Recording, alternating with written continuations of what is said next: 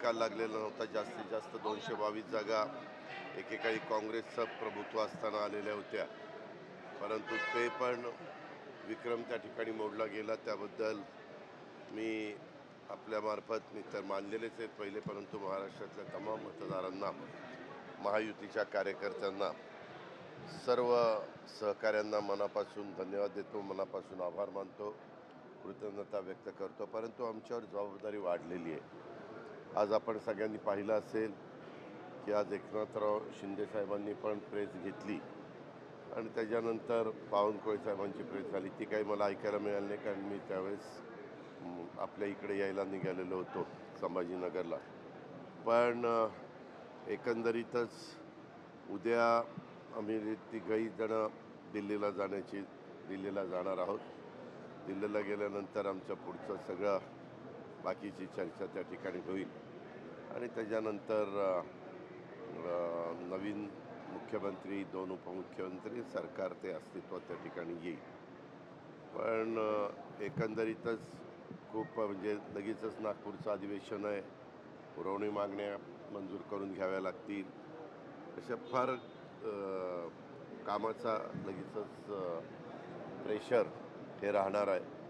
पण आम्ही बहुतेक जण अनुभव असल्यामुळं त्याच्यामध्ये इतकी काही अडचण येईल असं मला वाटत नाही आणि चांगल्या पद्धतीनं राज्याचा सर्वांगीण विकास करण्याचा प्रयत्न, समाजातल्या सर्व घटकाला बरोबर नेण्याचा प्रयत्न आणि केंद्र सरकारचा मोठ्या प्रमाणावर निधी देखील आणण्याचा प्रयत्न हा आम्हा लोकांच्याकडनं होईल. उद्या गेल्यानंतर लोकसभेचं अधिवेशन सुरू असल्यामुळं मी इथं प्रमुखांना पण भेटण्याचा प्रयत्न करणार आहे आणि या सगळ्या संदर्भातली चर्चा होऊन अतिशय खेळीमेळीच्या वातावरणामध्ये महायुतीचं सरकार, त्या सरकारमधले मुख्यमंत्री, 2 उपमुख्यमंत्री आणि मंत्रिमंडळ अशा उद्याच्या सगळ्या चर्चेच्या नंतर त्याला अंतिम स्वरूप येईल. एकनाथ शिंदेनी आज पत्रकार परिषदेमध्ये बोलताना भाजपचा जो कोणी मुख्यमंत्री पदाचा चेहरा असेल त्याला माझा पाठिंबा असेल असं त्यांनी स्पष्ट केलेलं आहे. त्याबद्दल तुमची भूमिका काय? मी आता काय कठीण आहे, तुम्ही पत्रकार मित्रांना तुमच्या हातच जोडले पाहिजे. मी तुम्हाला पुन्हा सांगतो की उद्याच्याला आमची मिटिंग आहे, त्या मिटिंगमध्ये जे काही ठरेल ते खेळीमेळीच्या वातावरणामध्ये ठरेल आणि त्याला सगळ्यांची मान्यता असेल, काही प्रॉब्लेम नाही. एकनाथ शिंदेनी उपमुख्यमंत्री म्हणून नाही, एक मिनिट. कुणी काय करावं ते एकनाथराव शिंदे साहेबांच्या वाटणीला काय जागा येतील आणि कुठली पदं येतील त्याबद्दलचा निर्णय घेण्याचा पूर्ण सर्वस्वी अधिकार हा शिंदे साहेबांचा. आमच्या बाजूला येतील तो आम्हा लोकांना आहे, त्यांच्याबद्दल मी कसं सांगू शकतो? तुमचं मुख्यमंत्री म्हणून जास्त नाव चर्चेत आहे तुमच्या कार्यकर्त्यांकडून. नाही, कार्यकर्त्यांना काही जरी वाटत असलं तरी शेवटी प्रत्येकाची संख्या किती आली, कुणाचे किती लोक निवडून आले याबद्दल पण पाहिलं जातं. मागच्या 2.5 वर्षापूर्वीची गोष्ट वेगळी होती, आताची परिस्थिती वेगळी आहे. अमोल मिटकरी यांनी जे ट्विट केलं आहे कशाबद्दल?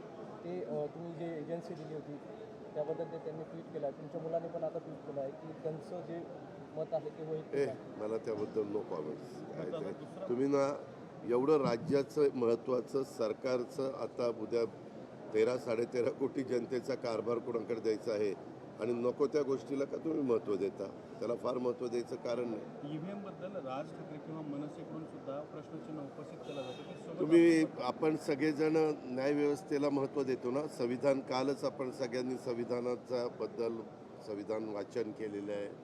संविधानाच्या पुढं आपण सगळे नतमस्तक झालेलो आहे. संविधानाचा सगळ्यांना अभिमान आहे, आदर आहे. स्वतः सुप्रीम कोर्टाने काल काय सांगितलं ऐकलं नाही आपण? ऐकलं की नाही ऐकलं?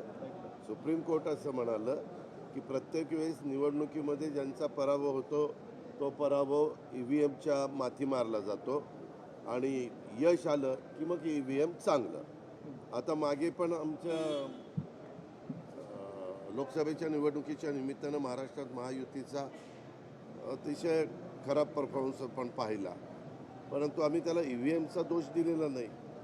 EVM काय आज नाही, वर्षानुवर्ष EVM चाललेलं आहे. काय असतं, आपल्या स्वतःच्या कार्यकर्त्यांचं मॉरल वाढवण्याच्याकरता पराभूत उमेदवारांना काहीतरी आपले नेते आपले वरिष्ठ करतात ते दाखवण्याचा हा केविलवाणा प्रयत्न आहे. आणि मग कुठनंही काही काढायचं.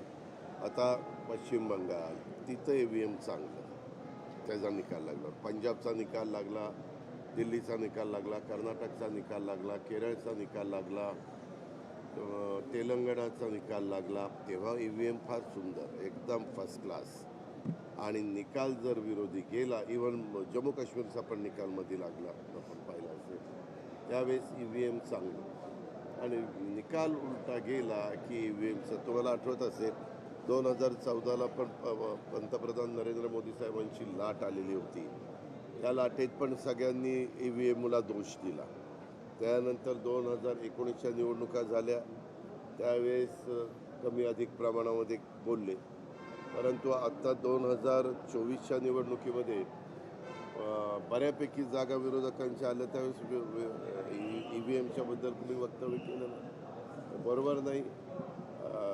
शेवटी हे काही एका दिवसात घडत नसतं. EVMचं मशीनच्या बद्दल कुठल्याही प्रकारचे जगातल्या कुठल्या देशांचे दाखले द्यायचे. पुतीनने असं केलं, रशियाने तसं केलं. अरे त्यांचं किंवा अमेरिकेत EVM वापरलं जात नाही. अमेरिकेतमध्ये बॅलेट पेपर वापरला जातो. परंतु ट्रम्प मागं गेल्या 4 वर्षापूर्वी पडले, पराभूत झाले, ह्यावेळेस निवडून आले. अशा गोष्टी चालतात. शेवटी जनतेच्या लोकशाही आहे, जनतेच्या मनामध्ये जे काही असतं ते जनता जनार्दन ठरवत असतात. यावरून आता राज ठाकरे असतील, शरद पवार असतील, हे रस्त्यावर आम्हाला त्याच्यामध्ये कुणी कसलंही आंदोलन केलं तर सर्वोच्च आहे.